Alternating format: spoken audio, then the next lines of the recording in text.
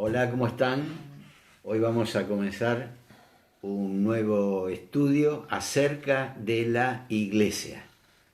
Vamos a verlo también en 3 etapas para poder aprovecharlo bien, estudiarlo bien, aprovechar bien el tiempo y poder sacar una conclusión que no nos deje ninguna duda de qué es la iglesia y, y que nosotros pertenecemos a esa iglesia. Se usa en primer lugar esta palabra, iglesia, más de 100 veces en el Nuevo Testamento. Y por supuesto que es una palabra muy importante, pero muchas veces no usamos bien el término. Otras veces se permiten, se aceptan términos como que son normales cuando en realidad no lo son. Exactamente, la palabra iglesia tiene otro significado que el que solemos darle. Y podemos preguntarnos en esta clase, ¿qué significa exactamente la iglesia? ¿Es la iglesia simplemente un lugar para adorar? ¿O es la suma de todas las denominaciones religiosas? ¿O es algo más personal y espiritual? Y además, poder llegar a darnos cuenta de la importancia que tiene la iglesia, sumamente importante. Cuando uno piensa en la iglesia, generalmente pensamos acerca de un edificio. Generalmente decimos, vulgarmente, voy a la iglesia. La mayoría de la gente piensa esto. Incluso el diccionario define a la iglesia como un edificio apartado o consagrado para la adoración pública. Pero ¿es la iglesia simplemente una edificación hecha de madera o de materiales? La iglesia que Jesús estableció exigió antes que cualquier denominación, organización o edificación cristiana. Entonces vamos a tratar de definir qué es la iglesia y cuál debe ser nuestra actitud hacia ella. Buscar a través de las escrituras qué significa verdaderamente la iglesia. Y en nuestra búsqueda de la verdad acerca de la iglesia necesitamos responder por lo menos 3 preguntas. ¿Qué es la iglesia, en primer lugar? Segundo, ¿es la iglesia esencial? Tercero, ¿debería estar unida la iglesia? Por eso es tan importante la iglesia, porque como les decía hace poco, según unas estadísticas recientes, 2/3 partes del pueblo cristiano no está formando parte de la iglesia, no se congrega. Y vamos a ver también si es importante o no es importante congregarse. Primero necesitamos preguntarnos entonces qué es la iglesia. Las personas tienen diferentes ideas en cuanto a la palabra iglesia, pero originalmente proviene de una palabra griega, eclesia, que a menudo se traduce como iglesia y tiene una aplicación muy importante en el Nuevo Testamento. En la mente de la mayoría de las personas, como les decía, la iglesia es un edificio, un lugar donde la gente va a orar o a pedirle a Dios. Pero la palabra griega que el Nuevo Testamento español traduce como iglesia viene de una palabra que literalmente significa los llamados fuera. Y hace referencia a personas, a gente, no a un edificio. Una de las mejores definiciones de la iglesia se encuentra en Hechos capítulo 8, versículo 1 y en Hechos capítulo 9, también versículo 1. En Hechos 8, 1 dice que Pablo estaba persiguiendo a la iglesia. Fíjense que no podía estar persiguiendo a un edificio. Y en Hechos 9.1 leemos que Pablo estaba persiguiendo a los discípulos del Señor. Aquí está mucho más claro qué es la iglesia. Por tanto, la iglesia y los discípulos del Señor Son la misma cosa. Somos una misma cosa. En el Nuevo Testamento la palabra iglesia tiene un significado importante y parámetros bien definidos. Se menciona por primera vez en el capítulo 16 del Evangelio de Mateo, donde Pedro proclamó a Jesús como el Cristo y el Hijo de Dios.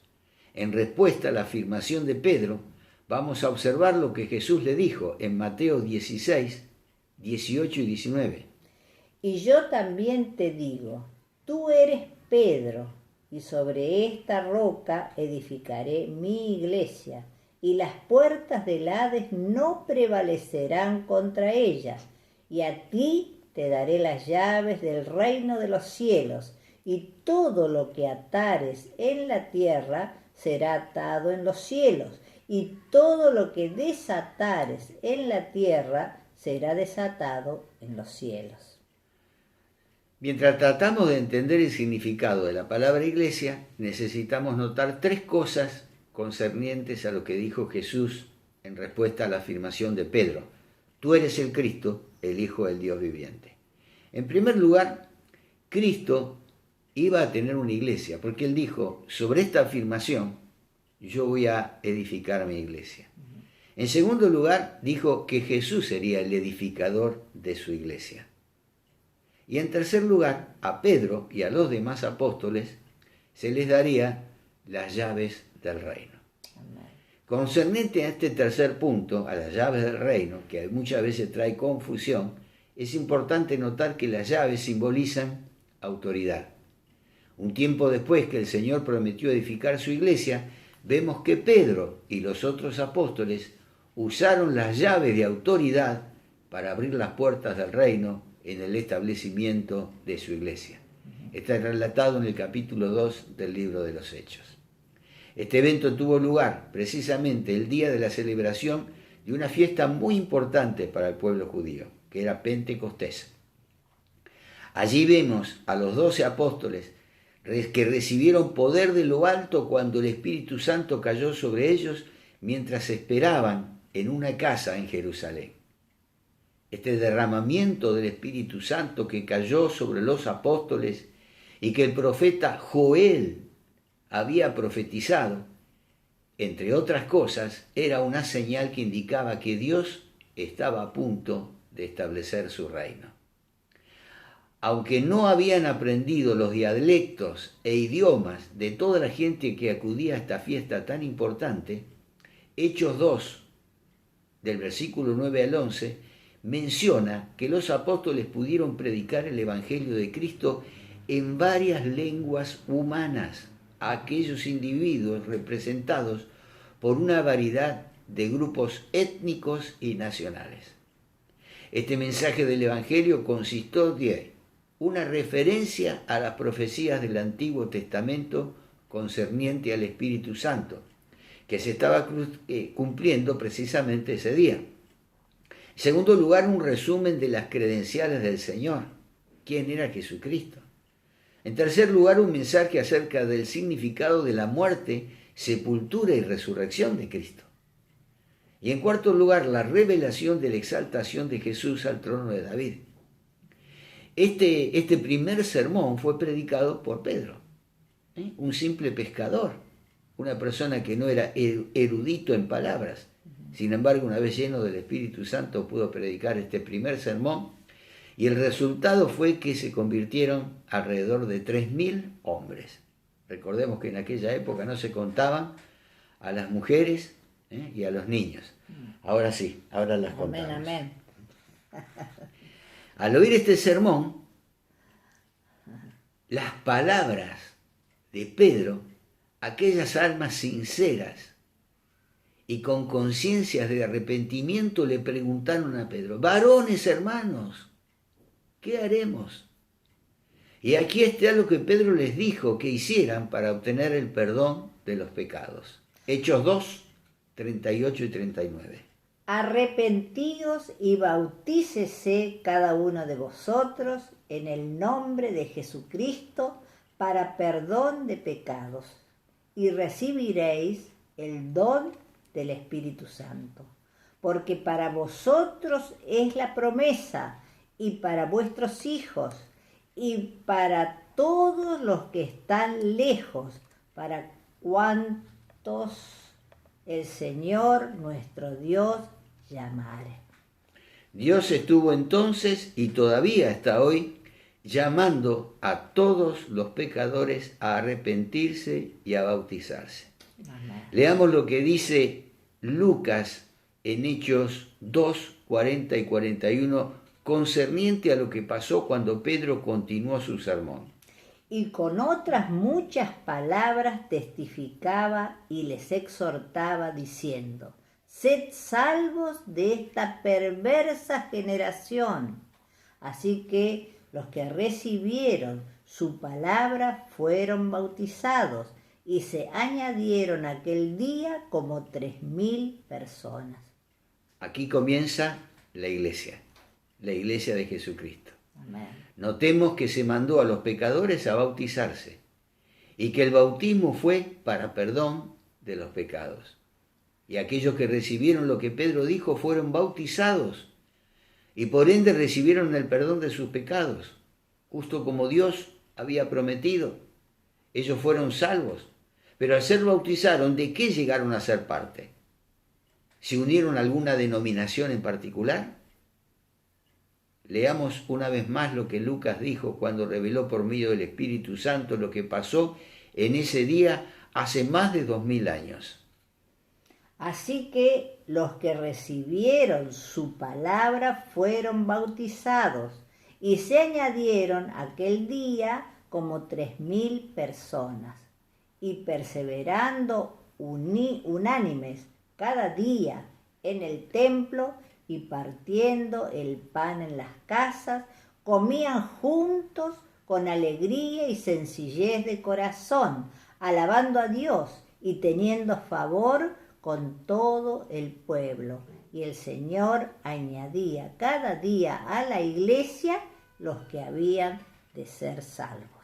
Aquí se menciona en este pasaje lo que es el templo y lo que es la iglesia. Se reunían en el templo, ¿quién? La iglesia del Señor. Lucas dijo que los que fueron bautizados fueron añadidos al número de los salvos. Y los salvados fueron añadidos a la iglesia. Ellos no se unieron a la iglesia de su elección, no eligieron la iglesia que estaba más cercana del barrio, o el pastor más joven y más elocuente, sino que había una sola iglesia. Tampoco llegaron a ser parte de una denominación en especial. Cuando los pecadores se bautizaban, llegaban a ser salvos y al mismo tiempo Cristo les añadía al grupo de los que habían sido salvados. Juntos, todos los salvos constituían lo que se conoce como la iglesia. Hechos 2:47.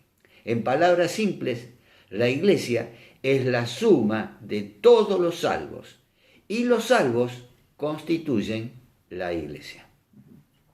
Por todo el libro de los Hechos y el resto del Nuevo Testamento podemos ver que se identifica a las personas salvas exactamente en esta manera, es decir, como la iglesia.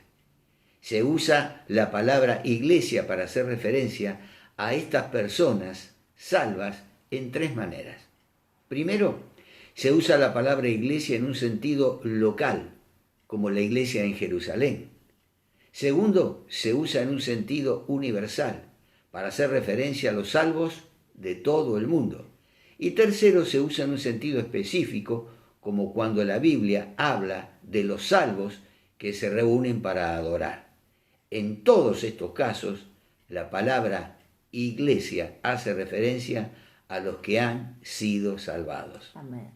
Local, la iglesia de Jerusalén. Universal, Cristo amando a la iglesia en todas las naciones. Y específico, en medio de la congregación, la iglesia alaba al Señor. En un sentido colectivo, la Escritura identifica a los salvos por medio de varios términos significativos y descriptivos, los cuales nos ayudan a entender la naturaleza y el trabajo de los salvos. Algunas de estas designaciones solían describir a los salvos de las siguientes maneras. La iglesia, los llamados fuera, Mateo 16, 18. Como la palabra griega para iglesia revela, los salvos son llamados afuera. La tarea de la iglesia no está solamente en la adoración, y en la predicación de la palabra, sino está en salir afuera a buscar a los que están perdidos. El reino. También se conocía a la iglesia como los participantes del reino. Colosenses 1:13. Cuando pensamos en un reino, usualmente pensamos en un rey y en ciudadanos reales que son siervos de ese reino. Ahora bien, como personas salvas, los cristianos vivimos bajo el reinado de Jesús. Estamos bajo el reinado y dominio de Cristo el Rey. 1 Timoteo 6:15 y Apocalipsis 17:14. Se habla también del templo. 1 Corintios 3:16. En las culturas paganas se piensa usualmente que los templos son lugares de morada o las casas de los dioses. En cambio, en la Biblia aprendemos que el único Dios vivo y verdadero mora en la iglesia. Y su Espíritu Santo hace su morada en cada uno de los cristianos. Pablo dice en Corintios, ¿no saben ustedes que son templo del Espíritu Santo? También se nos llama a la iglesia como la familia de Dios. Efesios 2:19. En el Nuevo Testamento la palabra familia a menudo hace referencia a una institución compuesta de un padre, una madre, hermanos y hermanas. En una manera similar se debe pensar de la iglesia como una familia, donde Dios es nuestro Padre Celestial, Cristo es nuestro hermano mayor y todos nuestros hermanos somos los salvos que hemos recibido a Cristo como Señor y Salvador. Amén. Se habla también de el cuerpo, Colosenses 1:24. Y así como el cuerpo humano tiene una sola cabeza pero varios miembros, Cristo Jesús es la cabeza de los salvos. Y los cristianos individuales son las diferentes partes del cuerpo. Así como el cuerpo humano funciona adecuadamente cuando todas sus partes trabajan juntos como una unidad, la iglesia es un solo cuerpo que revela unidad y singularidad. Efesios 4:4, Romanos 12, del 1 al 5, y primera carta a los Corintios, capítulo 12, versículos 12 a 26. Para ilustrar adicionalmente la naturaleza y la esencia de la iglesia, vamos a observar un pasaje adicional en una carta que el apóstol Pablo escribió a un joven evangelista llamado Timoteo. Allí en su primera carta a Timoteo, capítulo 3, versículos 14 y 15, le dice: Esto te escribo, aunque tengo la esperanza de ir pronto a verte, para que, si tardo, sepas cómo debes conducirte en la casa de Dios, que es la iglesia del Dios viviente, columna y baluarte de la verdad. ¿Cómo debes conducirte en la casa de Dios, que es la iglesia del Dios viviente? Cuando Pablo hizo referencia a la casa de Dios, ¿estuvo hablando de una casa literalmente, hecha de material? Por supuesto que no, estuvo hablando de una casa espiritual, que es la iglesia. La iglesia entonces es la casa de Dios que fue edificada sobre la roca sólida de Jesucristo. Allí cuando Pedro dijo, tú eres el Cristo, el Hijo del Dios viviente, y Jesús respondió, sobre esta afirmación yo edificaré mi iglesia. Según Efesios 2:20, Jesús es la piedra del ángulo y sus santos apóstoles y los profetas son la fundación. En la primera carta de Pedro, capítulo 2, versículo 5, aprendemos que los cristianos somos piedras vivas que componen la casa espiritual. Y según la primera carta a Timoteo, capítulo 3, versículo 15, la iglesia es la columna y baluarte de la verdad. Como tal, entonces, la iglesia tiene la responsabilidad de ir por todo el mundo y predicar la verdad. Llamados fuera. ¿Quién es la puerta por la cual los hombres deben entrar para obtener esa vida eterna? Los peldaños de la salvación guían hacia esa puerta y todos los pecadores deben escalar esos peldaños para entrar a la iglesia. Entonces, esta es la estructura básica de la casa de Dios. El grupo de cristianos edificados sobre Jesús, la piedra angular y sobre la fundación de los apóstoles y profetas.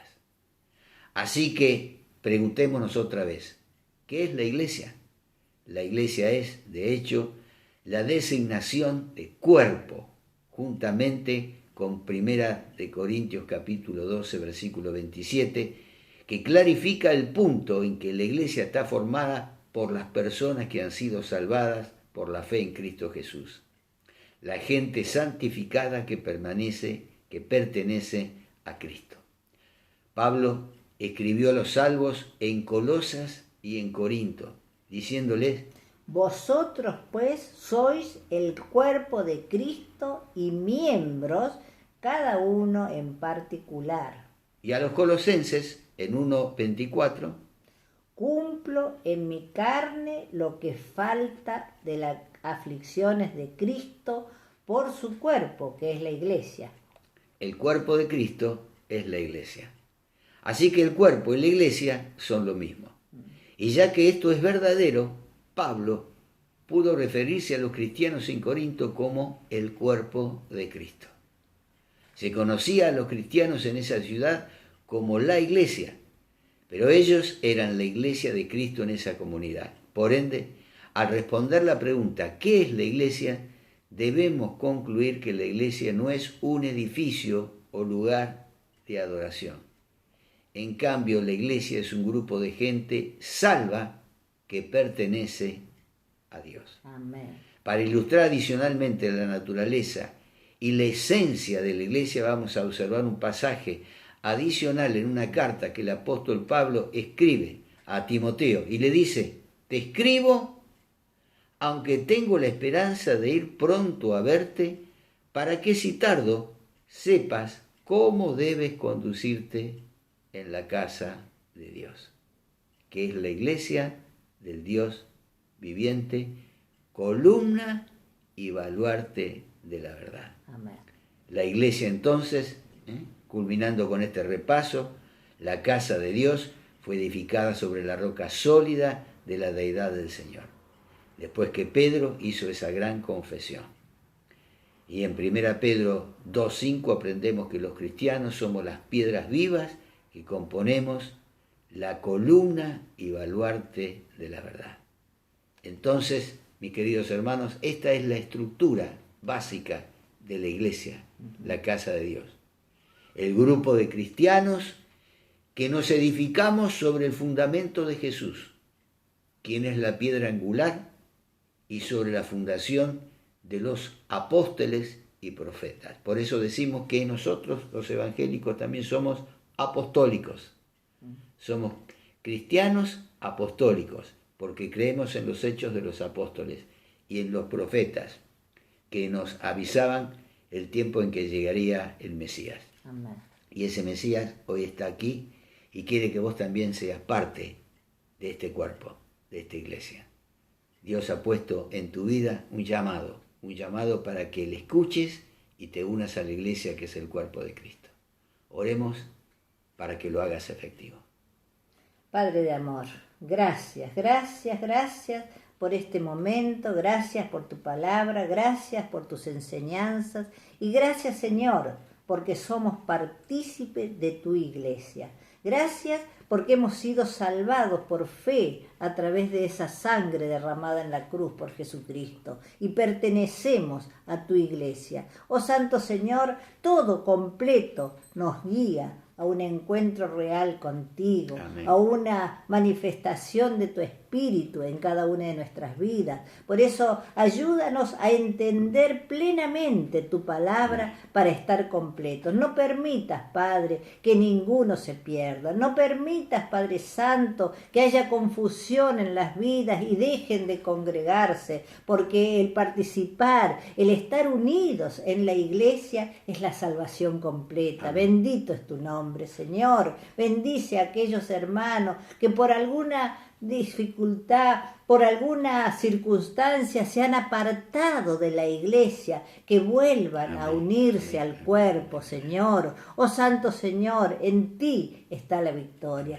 Da entendimiento en este tiempo de cuarentena, donde tú nos has traído para reflexionar en cada situación de nuestras vidas, que podamos estar unidos, que podamos vivir en santidad, que podamos vivir amando y bendiciendo a nuestros hermanos, a nuestros seres queridos, para estar unidos a ti. Te amamos, Señor, y te damos gracias, gracias porque en ti está la victoria. Por eso encomendamos todas las cosas en tus manos, para que tú nos guíes, nos fortalezcas y nos libres de todo mal. En el nombre de Jesús, nuestro Señor. Amén. Amén. Alguien dijo que un cristiano separado del cuerpo es una prótesis. Deja de ser un miembro para transformarse en una prótesis. Y la prótesis no tiene vida. Es de plástico o de metal, pero no tiene vida. Por eso volvé a unirte a la iglesia. Y volvé a sentir esa sangre preciosa de Jesucristo que fluye también por tu vida, para hacerte participante de este cuerpo vivo, columna y baluarte de la iglesia. Amén. Dios te bendice.